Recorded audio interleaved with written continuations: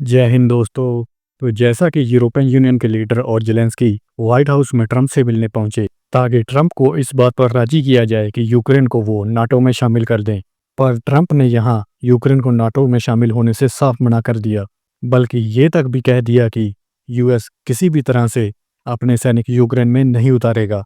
इसके बाद European union के मेंबर भड़क गए। फ्रांस के प्रेसिडेंट इमैनुअल मैक्रोन ने तो ये कह दिया कि रूस एक शैतान की तरह है जिसकी भूख बढ़ती ही जा रही है। ऐसे में यूएस को यूरोप के साथ साथ यूक्रेन की सुरक्षा को भी तय करना चाहिए। जर्मन चांसलर फ्रेडरिच मेर्ज ने तो ये कह दिया कि जिस तरह से ट्रंप यूक्रेन को उनकी जमीन रूस को देने की बात कर रहे हैं, तो ऐसे में क्या अपने स्टेट फ्लोरिडा को छोड़ सकते हैं।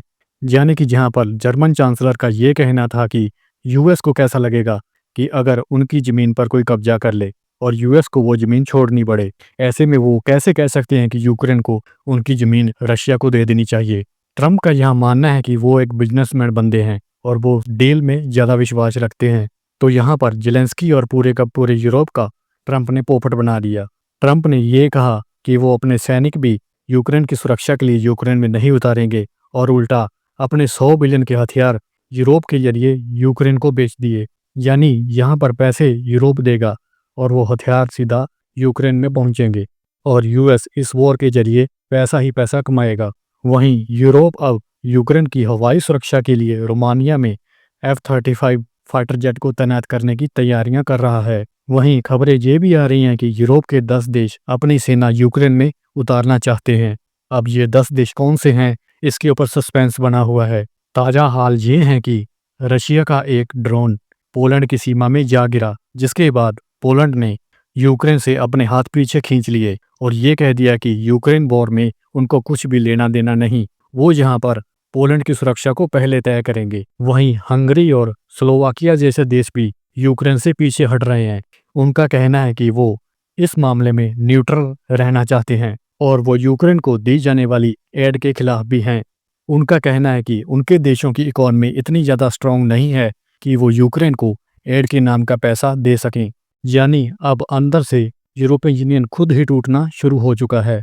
दूसरी ओर रूस ने यूक्रेन पर अपने हमले और भी ज़्यादा तेज कर दिए हैं। रूस अब इस युद्ध को लंबा खींचने की तैयारियां कर चुका है और इन हमलों में रूस ने यूक्रेन के एनर्जी सेक्टर को अपना निशाना बनाया है, जिसका नुकसान आगे आने वाली सर्दियों में यूक्रेन को उठाना पड़ेगा, क्योंकि बिजली, गैस, तेल के बिना सर्दियों में यूक्रेन के लिए सर्वाइव करना मुश्किल होगा। रूस ने अपने इन हमलों में यूक्रेन के उड़ीसा की 2 तेल रिफाइनरी को उड़ा दिया और उड़ीसा पोर्ट को भी काफ़ी नुकसान पहुंचाया और यूक्रेन के निकोवेस्त्रोक पावर स्टेशन को भी उड़ा दिया। यूक्रेन के सुनी में 30 सीरियल ड्रोन धमाके। इसके साथ साथ यूक्रेन के खार्किव में भी भीषण हमले हुए हैं।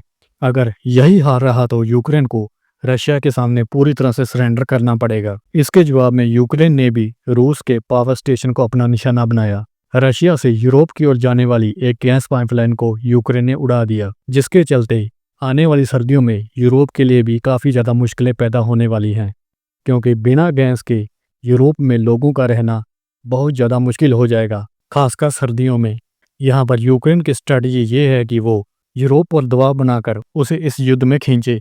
या तो वो इस युद्ध में यूक्रेन के साथ लड़ें या किसी तरह भी रशिया के साथ यूक्रेन की पीस डील करवाएं। इतना ही नहीं, रशिया ने अब यूक्रेन के मिसाइल्स डिपो को भी उड़ाना शुरू कर दिया है। रशिया ने यहाँ सैप्सन मिसाइल प्रोडक्शन फैसिलिटी, जो कि यूक्रेन के सुनी और डेनप्रो में थी, उसको उड़ा दिया।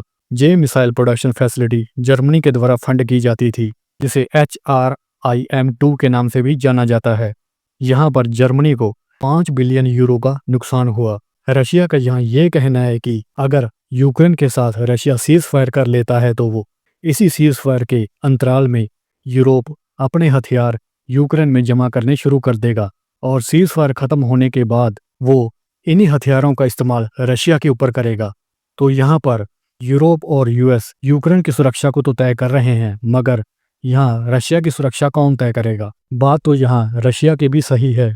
रशिया यहाँ पर यूक्रेन के साथ सीज फायर नहीं बल्कि एक पीस एग्रीमेंट साइन करना चाहता है, जिसके अंतर्गत चाइना को भी इस पीस एग्रीमेंट में रशिया शामिल करना चाहता है, ताकि रशिया की सुरक्षा को भी तय किया जा सके।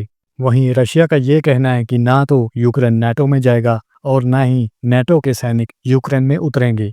अगर नाटो के सैनिक यूक्रेन में उतरे तो इसका अंजाम बहुत बुरा हो सकता है। जैसा कि मैंने पहले की वीडियो में भी कई बार कहा है कि यूएस इस युद्ध की चिंगारी यूरोप तक लेकर जाएगा। इस युद्ध में यूएस का फायदा ही फायदा है। अगर यूरोप इस युद्ध में शामिल हो जाता है तो यहाँ यूरोप अपनी सुरक्षा के लिए पूरी तरह से यूएस पर डिपेंड होगा और यूएस अपने हथियार बेचकर बिलियंस डॉलर कमाएगा। देखो, ट्रंप यहाँ पर है एक बिजनेसमैन बंदा, एक व्यापारी बंदा। वो हर जगह अपना फायदा ही देखेगा। ट्रंप यहाँ एक और तो रशिया को कह रहा है कि रशिया यूक्रेन से 10 गुना ज़्यादा ताकतवर है, ताकि रशिया यूक्रेन पर अपने हमले और भी ज़्यादा तेज कर दे। दूसरी ओर यूरोप को ये कह रहा है कि हम आपकी सुरक्षा तय नहीं कर सकते और हम अपने सैनिक यूक्रेन में भी नहीं उतारेंगे, बट हम आपको हथियारों की सप्लाई नहीं रुकने देंगे। यहाँ पर ट्रंप ने यूक्रेन और यूरोप को पूरी तरह से अपने जाल में फंसा लिया है और अब अपनी मर्जी की डील इन देशों से साइन करवा रहा है। अगर मैं बिल्कुल सिंपल भाषा में कहूँ तो यूएस यहाँ पर कभी भी किसी युद्ध में सीधा शामिल नहीं होगा। वो दूसरे देशों को आपस में लड़वाकर अपना फायदा तय करेगा। यही है इस व्यापारी की असली स्ट्रेटजी।